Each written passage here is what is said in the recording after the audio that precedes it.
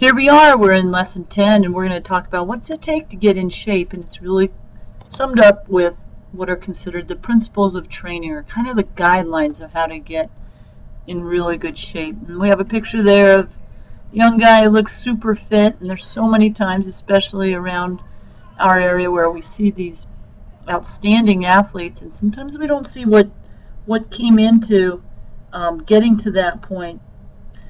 You can kind of look at it as a giant iceberg, that you get to the top, but there's a lot underneath. And so that's what we want to understand. And some of you have experienced it, but it's even better to even understand it in your own thinking, what's happening. So we know about a warm-up, and just a little bit about what's happening when you do your warm-up. You raise your heart rate and the blood flow, and then as it moves out of the core into the muscles and extremities, it transports oxygen and nutrients, raises muscle temperature, it improves your range of motion, allows your mind to prepare for what you're about to do.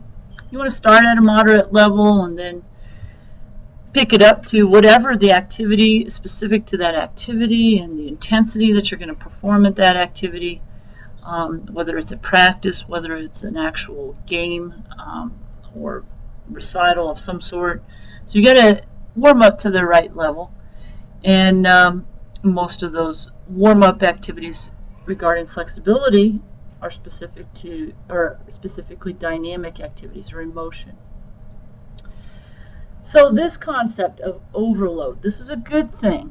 Overload means that you have to do a little bit more than you're accustomed to, and then the body begins to improve. So you're going to increase the amount and the intensity. It could be specific to strength. It could be specific to aerobic. If you're just starting to ride your bike, maybe after 4 or 5 miles, you're really tired. And if you want to build up, that's something you can do over time, not only in the distance, but in the speed with which you do something. So you got to look at how overload is specific to whatever the activity is you're doing. The next thought is progression. So you want to make sure you're recognizing where are you starting, and that you just got to accept wherever you're at, and then just gradually add on. And that, every week or two you can add a little bit more, whether it's in the weight room, whether it's how far you're swimming, whatever, the length of time you can maintain an activity, and that your body will gradually adapt. But it's called a progression, and you want to be smart about that progression so that you don't get discouraged and injured, and that it cuts you short, and then you have to start over again, kind of where you began at square one. After a workout, sometimes this is the most neglected part of training, and yet it can be so influential on the overall impact of your training. So doing a cool down, spending some time just going at a very easy level, whatever the activity is, letting your heart rate gradually return to normal. It also helps move a lot of waste through your body, and you don't end up being as sore or fatigued the next day. You want to replace the fluids lost from the workout. Super important, especially in the hot weather times, and yet even in the cold weather times, it's not something you want to neglect. Many people don't realize that if you eat within 60 minutes, that you're replenishing a lot of the energy that was burned, and then your body will actually be able to store more energy in the future. And that emphasis should be on replacing it with complex carbohydrates and proteins. Some stretching, some static stretching following your workout is really important, kind of taking the tension out, returning to more of the normal status of where you began, and it helps really increase your flexibility. An active recovery has two different pieces to it. One is in between. If you're doing an interval kind of workout where you're doing a repeat of an activity, active recovery may mean moving just kind of easily, jogging or swimming really easy or biking really easy or whatever it is, in between efforts, and it helps your body stay in the activity rather than just stopping and putting your hands on your knees or whatever there. Another way to look at active recovery is following a very hard workout. Rather than taking a day off, your body can benefit from doing a very low level effort, kind of going through some ranges of motion, getting those muscles back, moving some of this waste still out. When we talk about soreness, some of that has to do with some of the micro tears in the muscles too. In addition, foam rolling or massage is helpful, and sleep is so important. When you do a really high level workout and then you don't get enough sleep, you're going to have a diminished benefit from that hard workout. This concept of over or supercompensation is really important to acknowledge, because as you go through training, initially you may feel pretty good, and then typically the body will decline a little bit. You may not be able to perform as well.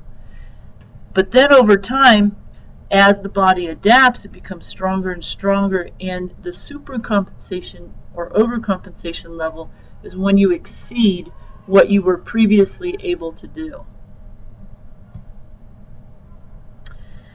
Diminishing returns has to do with, you just can't keep pushing, and more is not always better. There's a reason we call it a season, that it just doesn't go on continuously, because the body won't just keep improving at a steady rate. It will either fatigue, become injured, and a lot of times you'll have a flatline sort of situation where you've reached your maximum for that period of time, whether it's because of your age or because you've put in quite a length of time of training. And so it's kind of realizing that when that season ends, just kind of letting your body recover.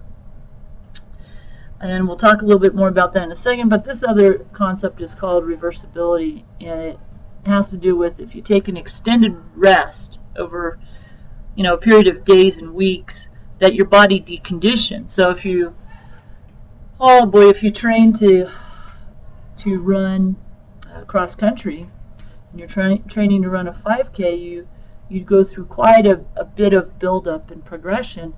And if you become injured and you have to take 2 weeks off, you're going to have some deconditioning.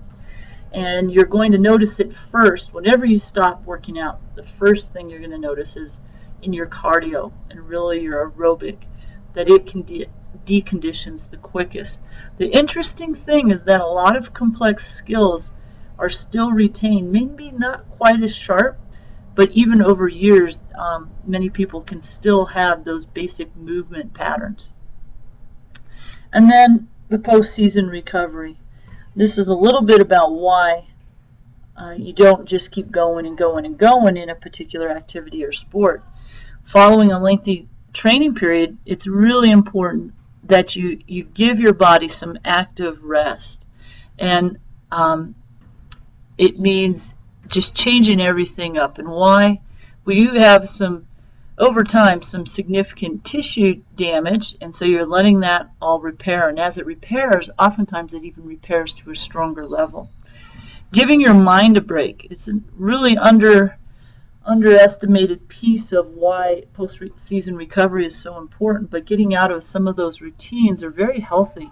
And when you come back to the activity, you tend to come back with a greater enthusiasm and even focus. And